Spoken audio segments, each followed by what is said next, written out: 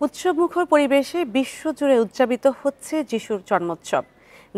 আত্মীয় পরিজনদের সাথে আনন্দ ভাগাভাগি করে নিচ্ছে গোটা বিশ্ব। এদিকে বিশ্ব শান্তির জন্য প্রার্থনা করেছেন খ্রিস্টান ধর্মাবলম্বীরা। সেই সঙ্গে নতুন বছর যেন সবার জীবনে সুখ ও সমৃদ্ধি বয়ে আনে, এমন প্রার্থনায় জানাচ্ছেন তারা। বড়দিন উপলক্ষে দেওয়া ভাষণে যিশুর সহজ সরল জীবনের মাহাত্ম্য তুলে ধরেন পোপ ফ্রান্সিস। এ সময় যিশুর শান্তির বার্তা উপেক্ষা করে তারই জন্মস্থানের পবিত্র ভূমিতে ইসরায়েলি যুদ্ধের জন্য দুঃখ প্রকাশ করেন তিনি। ফিলিস্তিনের পশ্চিম তীরের বেথেলহেমে এমন দিনে কুমারী মাতা মেরির গর্ভে জন্ম হয় যিশু খ্রিস্টের। মানবতা রক্ষার্থে নিজের জীবন উৎসর্গ করেন তিনি।